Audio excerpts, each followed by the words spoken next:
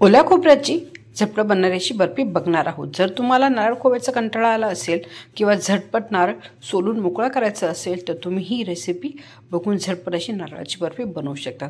कारण मी इथे नारळ खोवलेलं पण नाही आहे आणि नारळ कवटीपासून सुद्धा खूप इझिली असं मोकळं केलेलं आहे। व्हिडिओ शेवटपर्यंत बघा। चला तर मग ही नारळाची बर्फी आपण कशी बनवणार आहोत ते बघूयात।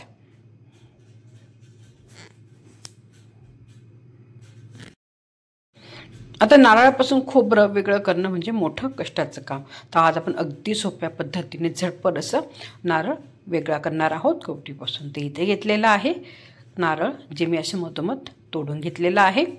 त्याच्यानंतर हे मी वाफून घेतलेलं आहे, खाली पाणी ठेवायचं आहे आणि वाफेवर हे नारळ एक 15 ते 20 मिनिटं आपण वाफून घेणार आहोत। त्यानंतर तुम्ही बघू शकता सुरीने फक्त मध्ये घातलं की नारळ इझिली निघत आहे, पण त्याआधी नारळ पूर्णपणे थंड करून घ्यायचं आहे, नंतरच ते वेगळं करायचं। खूप इझिली ते वेगळं होतं। त्यानंतर आता याचा वरचा जो काळा भाग आहे ना तो मी अशा प्रकारे काढून घेणार आहे। तुम्ही ते कोणतेही बटाटे छिलायचं जे कटर असतं ना त्याने हे काढून घेणार आहे, किंवा तुम्ही सुरीच्या मागच्या भागाने पण हे काढू शकतात।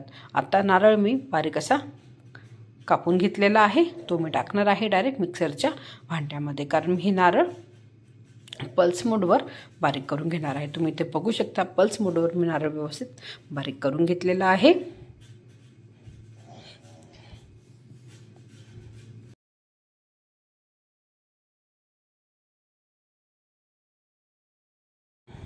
कढईमध्ये तूप मेल्ट केलेलं आहे, त्यामध्ये टाकत आहे खोबरं जे आपण मिक्सरला ग्राइंड करून घेतलेलं होतं।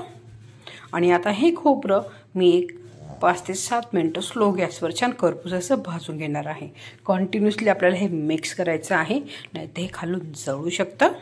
तर 5 ते 6 मिनिटं खोबरं मी व्यवस्थित भाजून घेते।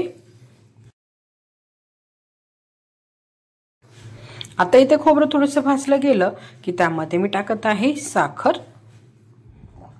तर इथे मी 2 वाटी खोबऱ्याचा चव घेतला होता, त्या हिशोबाने 1 वाटी आणि थोडीशी वर साखर घेतलेली आहे। तुमच्या हिशोबाने तुम्ही इथे साखर कमी जास्त करू शकतात। मला थोडं कमी गोड हवं आहे म्हणून मी साखर कमी वापरलेली आहे, किंवा तुम्ही इथे 1.5 वाटी साखर सुद्धा वापरू शकतात। आणि आता ही साखर व्यवस्थित मेल्ट होईपर्यंत आपण मिक्स करायची आहे। साखर आहे थोडंसं तिचं पाणी सोडेल, तुम्ही इथे बघू शकतात। त्यामध्ये टाकत आहे 2 चमचे दुधावरची थोडीशी अशी मलाई, किंवा तुम्ही खवा अवेलेबल असेल तर खवा सुद्धा इथे टाकू शकतात। मलाई टाकल्याने आपली बर्फी छान सॉफ्ट होते।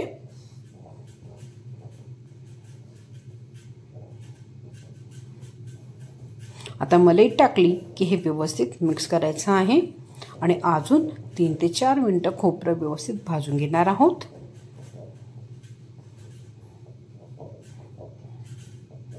तुम्हाला वाटलं तर तुम्ही ह्या स्टेजला ह्यामध्ये थोडासा कांद्याचा कलर सुद्धा वापरू शकता। तुम्ही इथे बघू शकतात इथे आपलं परफेक्ट असं बर्फीचं मिश्रण झालं आहे। तर बर्फीचं मिश्रण व्यवस्थित सेट झालं की नाही हे बघण्यासाठी थोडंसं मिश्रण घ्यायचं आहे आणि अशा प्रकारे ते गोल करायचं आहे। हे इझिली गोल होत आहे म्हणजे आपली बर्फी सेट होण्यासाठी रेडी आहे।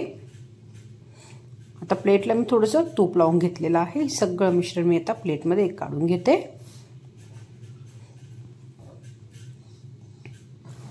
खोबऱ्याचं सगळं मिश्रण प्लेटमध्ये काढलं की 1 चमचा घेणार आहे आणि व्यवस्थित एकसारखी खोबऱ्याची बर्फी आता ह्यामध्ये मी सेट करून घेणार आहे। गरम आहे त्यामुळे मी ते स्पून वापरलेलं आहे। तर तुम्हाला वाटलं तर तुम्ही इथे काजू किंवा बदाम वरतून टाकू शकतात।